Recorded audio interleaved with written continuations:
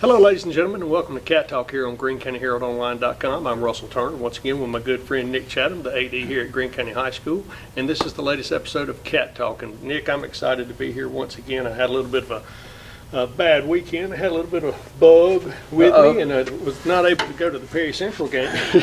No, I tested negative.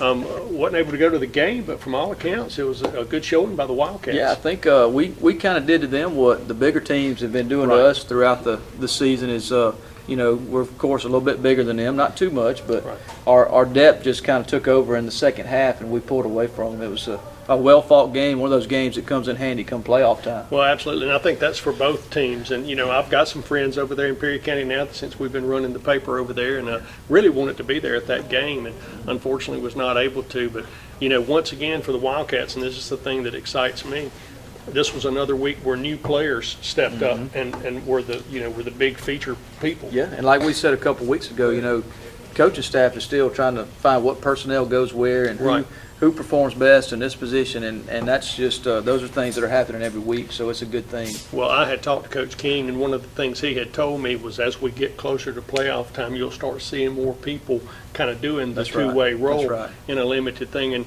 we're going to have one of those guys on this week, and Bryson Johnson, who had some huge plays on both sides of the ball, so we're excited about that. Also going to have some kids on to talk about a new anti-litter program that we're working on here at the high school that we're very excited about, and I'm happy personally to be involved with.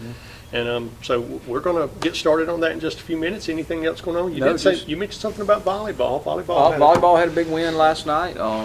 We are officially, I'm almost positive officially out of the playoff hunt, but that doesn't mean we haven't taken great strides this year. The girls have had a great season. They've won some games. It looks like they're going to probably finish third in their division, which Russell and I were talking before we came on air. Most sports take either 3 or 4, and volleyball's the only sport that only takes 2 teams to the playoffs. So that's something that the MHSAA is actually looking at as well. Well, and it's unfortunate from my perspective because, we had some changes with our staff, and kids were trying to learn each other, some new faces on it, and I really think our team is playing as well now as anybody. And so it's kind of unfortunate. I wish it was like football and baseball where you play some games, but they got into the region schedule pretty early. And but they beat Summerall, which is the top team in the region, had a big game last night against Forest County. So they'll finish up with a few non-region games next week. I think next we'll week. Wrap them up, maybe. But I agree with you. I think Coach Eubanks and Coach Danielle King and all of Coach Poe, everybody, Jordan, everybody that's associated with the program is it has taken some great strides, and like we had talked about when we had them on earlier, if we can get the junior high game going, that'd be a good thing. We'll be right back in a few minutes to talk a little bit more here on Cat Talk. Stay with us. The mission of Greene County Farm Bureau is to provide you with unmatched customer service and attention. If you're looking for home, auto, or life insurance, you should definitely give Jared Lott or Tyler Bray a call to learn more about the full line of insurance and financial services they have available. It's easy to find out if you're getting the type of coverage you need at the best possible rates. Just drop by and see Jared or Tyler at 812 Main Street in Leakesville, or give them a call at 601-394-2801. All right, welcome back, folks, to Cat Talk. We're joined here today, as we told you earlier, with Mr. Bryson Johnson, better known as BJ. BJ is a 3-sport athlete here at Greene County High School. Currently, he's in football season. And before we interview BJ, again, we're glad to have him. We want to show you a clip of BJ catching a ball Friday night against Perry Central.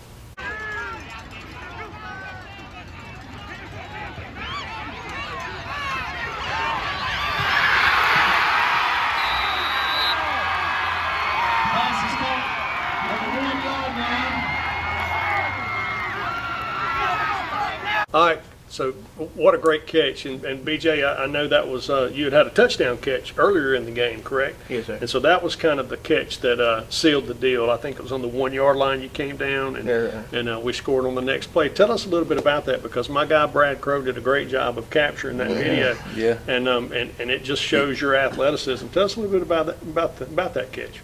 Well, as you know, I was finna come out the game, actually. And then Coach King was screaming, run that route, run that route. I'm like, I get excited. I'm like, oh, I'm finna catch this. I'm finna catch this, man. And then he threw it. And I knew. I was like, oh, I'm finna do everything I can to catch this ball right here. Right. Well, I thought it was a well-thrown ball. Yeah. Looking at it, I think Connor kind of put it where he had to. It wasn't awful coverage. The guy had some pretty decent coverage, but you had a step. Yeah, I did. And you made the one-handed tip and then the catch. Coach, I mean, what you think? Like you said, a well-thrown ball. He put it right where only BJ could get it. But Right. BJ had to put that extra effort in and that extra focus that he needed in order to catch that ball. Is a great catch. And to be honest with you, I don't expect anything less out of BJ. You know, we mentioned him being a three-sport star. He plays baseball for me. And we talked about last week with Connor a little bit, the challenges of playing three sports here at the high school level. And BJ, you know, you can ride up here some nights, and even though it's football season, you'll catch him and his dad hitting in the cage sometimes, and Right. got great support at home as well, and that's why he's such a great young man and is able to do three sports. Yeah. Well, tell me a little bit. I mean, I know I talked to Coach King, and as the season progressed, he told me that you were going to be getting some more time Okay. on offense, and so we're kind of at that point. And over the last couple of games, you've gotten some more time. Tell us about, you know, the challenges of playing on both sides of the ball. Is it something that I mean, is it bothersome, or you just get excited about being out there? You know, I just love to play the game, man. I really do. And when he puts me out there, man, and sometimes it's tiring on my body, but I find that energy to get back out there and play. Right. I have to say, I asked him on the way here to the interview which one he liked better, offense or defense. He thought about it and he said, "Well, Coach, I don't want this to sound bad, but it's nothing like having that ball in my hand." So, of course, I responded with, "If you didn't want the ball in your hand, you shouldn't be playing sports." So. Right. Well, and I think your coaches understand that. You know, they see you as a playmaker, and they want to get the ball in your hands. But, you know, we're past that first stage of the season. Yes, And sir. Friday night's when the real season starts, and y'all have got Yes, to sir. travel down to Bay St. Louis and take on the Tigers. Tell us a little bit about preparation for that. What are you expecting from them? Well, I just want to get the ball, really. You don't care about all that. Just throw me the I ball. just throw me the ball. Just throw me the ball. Well, I think they don't have that many athletes, but you can tell they're fundamentally good. Right. Because most teams in our division right now are all fundamentally good. They're not really have a lot of athletes. Right. And some do, and they're really good, but we just have to play hard.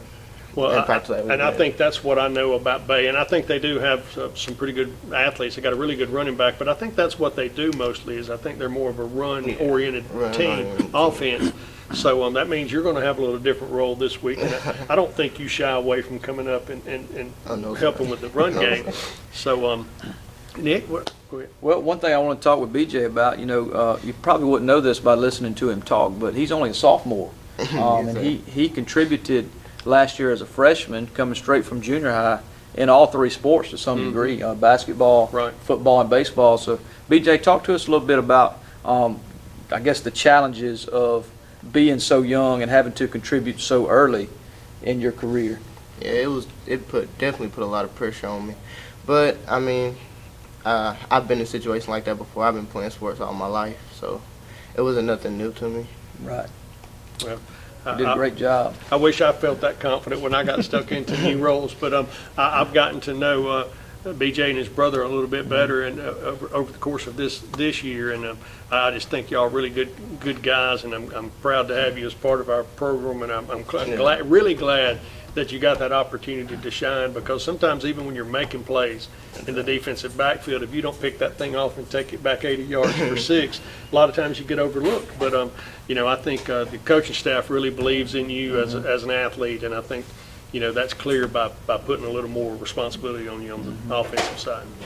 Coach Nick, anything else? Well, you know, you can tell BJ exudes a lot of confidence when he talks, but he's definitely the type that, you know, sometimes the confident kid, you worry about him getting overconfident. I don't worry about that one bit with BJ, because I know even the success he's had as a freshman and a sophomore, knowing him and knowing how good a kid he is and how hard of a worker he is, he's going to continue to get better, and he's going to continue to exude that confidence, yet work so that he can keep that confidence. So I'm excited about what the future holds for BJ for sure. Well, yeah, you got to believe in yourself. Yeah. Just like he said earlier, you know, I want the ball, and that's what the coaches want. They want him to want the football. And So, he's a leader by example. You Yeah. know, he's not the loud on the field talker. He will when he has to, but he's one of these that leads by example, and I appreciate those kind for sure. Good deal. Expecting great things this week. It was 1 touchdown this past week. We'll take 2 this week. We'll be fine. And maybe you'll get that pick 6 too. Yeah, I'll get All right, that. folks. We'll be back in a couple of minutes to talk to some kids about our new anti-litter program. Stay with us. Here's a scenario. Work has sent you cross-country. You drive 2,000 miles, eat something that resembles food, and seal the deal with a room full of strangers. Now you have a big old check, which means you hold in your hands the future of your company. But wait, you have the Singing River Federal app, which means you and thousands of others like you can bank wherever you are. So no more worries, except for whatever you ate. Singing River Federal, the better way to bank, wherever you are. All right, folks, we're back here on Cat Talk, and I'm excited about this episode because we're going to finally get to talk about something that's near and dear to my heart, anti-litter program that we've started here at the high school, and it's student-led, and we've got with us senior Day Johnson and freshman Sadie Breland, and they're involved in this with us from the get-go, and we've just now getting it started, but it's something we're very excited about, Nick. So. Yes, it is, and you know it's a major problem, not just in our county, but everywhere you go. And you know, I remember playing high school baseball, and Coach Bray would always tell us, when you go into a stadium, or when you go into a town, or when you go into a county, you look at the litter around the place, and you look at how clean the place is, and if it's kept up and it's clean, you know you got a fight on your hands when it comes to the baseball game. And I firmly believe that. I believe, you know, the litter in the county, and the litter in our city, and the litter around our schools says a lot about who we are as a county and as people. So I'm excited about this as well. Well, I am too, and these guys are a little nervous today, but in our meetings, they really take charge, and they talk, and it just excites me to know that we've got talented young people who are ready to do something like this. And you mentioned Coach Bray, and I, you know, anybody that knows mine and Coach Bray's relationship knows I hate to give him any credit. But I have to in this situation, because way back in 1999, when I first moved back and Coach Bray was the first-year head coach here, I stopped in to visit him and had a player come from, you know, some drill he was doing, and he jumped over an empty bottle. And Coach Bray and I were talking, and he said, "Hold on, I got to deal with something." So he stops everything, stops practice, and brings all those kids in and talks to them for about 30 minutes about exactly what you were talking about. I was there. And he said at that time something that you're going to appreciate. He said, "Guys, we don't pass it up, we pick it up." And that has stuck with me since 1999. So, you know, if you don't mind, Dad, I hate to put you on the spot, but tell me what that means to you. What does it mean when you hear somebody talk about don't pass it up, pick it up? It means it's not littering, not passing up trash, because that's like a major thing. People, like, that's basically like you have first impressions on people. So when people go places, when they look at places, they look at around the surrounding area, what it looks like. And if it's trashy, they're not gonna really want to go. It says a lot about what the business is, or whatever place it is. Right. Right. Well, and we've talked about that in our meetings. You know, it does. Nick mentioned it. It does impact business. It impacts a lot of things. And Sadie and I were talking about, you know, just a minute ago about the you know, when you come into the school, you don't want to see that trash. So Sadie, if you don't mind, once again, I hate to put you on the spot. But thankfully, when I come in here, when I came to high school, I noticed that Coach Bray picks a lot of trash up, and I just think we need to be more involved in that, and not just us, but our community, the junior high, McLean, Sandhill, and everywhere. Well, I certainly appreciate that approach, because, Nick, that's one of the things we're going to be doing as we move along and get more involved in this, is asking for more involvement and asking our churches to get involved. So Right. Day is our social media guru, and we're going to have this thing. It's going to be multimedia. It'll be in print, obviously. We will go to the schools and do some things in person. But Day, tell them a little bit about the plans we've got for the social media.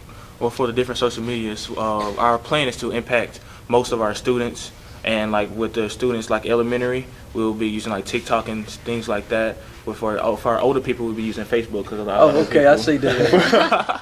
For a lot of people, Facebook, because that's what they asked about the board meeting was what we would use for them, and don't nobody else use Facebook What except about MySpace? Can older we- people. Can we get on that? I don't know about MySpace. And then for our high school people, will like high school students or teenagers, we use Twitter because a lot of sports, a lot of sports people use Twitter, and that's a lot of ways, a very good way to connect with them. And then I think it was Instagram, and I've already said TikTok. We just want to influence them and get that in their minds. And it's easy for like elementary kids. They watch these TikTok videos over and over and over repeatedly. So if it's something that connects to them and like is in their mind, they will always remember like don't pass it up, pick it up. Right. That's a saying. Well, you mentioned the elementary kids. You know, as it is with anything, it's going to be a process. It's not going to be an overnight Yes, sir. thing. But if you engrave it and groove it into those kids at an early age, then eventually it becomes habit and it becomes second nature. And that's really what we're shooting for. You know, the thing I love about this, Russell, is there's an old saying in coaching: you show me a team that's led by their coach, and I'll show you a good team. But you show me a team that's led by the players, and I'll show you a great team. And that's what I love about this is these high school kids are taking the initiative to do that, and their peers are going to take notice of that for sure. Well, you're absolutely right, and it's exciting to me because I came in and I talk a lot. You know that, and but these guys just took control. Day jumps in with ideas, Sadie jumps in with ideas, and COVID and bad weather and a lot of different things, just like athletics, impacted our program and what we had planned as well. But we have started recording our videos, and everybody's going to be involved. Sadie, you had talked about that, involving the cheerleaders and the band and everybody we can at the school and people in the community. And it's exciting to me to be able to be involved with something along these lines. And another great thing about it is this.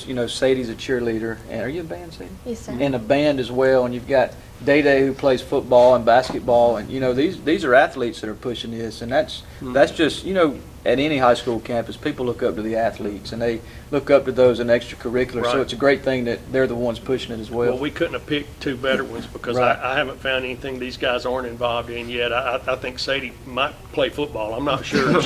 She plays soccer and cheers and band and everything. I really don't know how you do it and continue to be such an exceptional student, and the same with Oh, yeah, Day. no doubt. And once again, they're going to teach me things that I'm excited about with the social media, and it is a problem in our community. Let's just face that. I travel around a lot. It is a problem in other communities, but I'm convinced it's worse here, and it didn't get that way overnight. Right. And we do have some things to attack, and I look at it kind of like that. People my age will understand this when seatbelts. Y'all may not understand this, but at one time there was a big debate about seatbelts, and people took that into the schools. And I can remember getting in a vehicle, and my kids sitting in the back seat screaming, "Daddy, put on your seatbelt."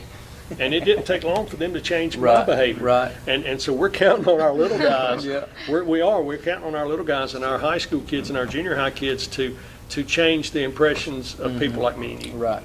And can I say something? Yes, absolutely. And if we get everyone involved, our communities, churches, and students and everything, just imagine the impact we could make.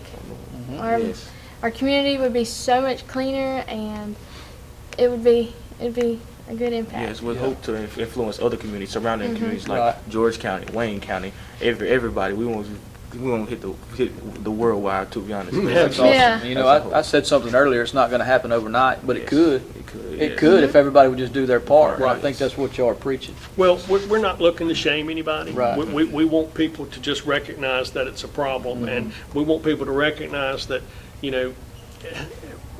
what good is it doing you or anybody else to throw that bottle out the window? So it's kind of twofold. One is, hey, let's don't litter to begin with. Let's put our trash where it's supposed to be. And the second thing is, hey, you might not have thrown that bottle down that you pass when you're walking down the sidewalk, but if you could, go ahead and pick it up Right. and throw it in the garbage can. So that's where we're at with that program. And please, guys, y'all look for these kids in the coming weeks and months, because they're going to be doing some really exciting things, and I'm proud to be involved with it, and I'm proud of them already, and I'm just looking forward to see where this goes. So thank you guys for being on. I know it was last minute that we stuck it to y'all to get you in here, but Wildcats don't pass it up, they pick it up. Remember that, and help us out with this program. We'll be back in a minute. If you've suffered an injury and are seeking justice for that injury, you don't have to leave town to find a personal injury lawyer. You need to call Joe Beard with Beard and Stewart's Attorneys at Law. Hometown lawyers helping hometown folks.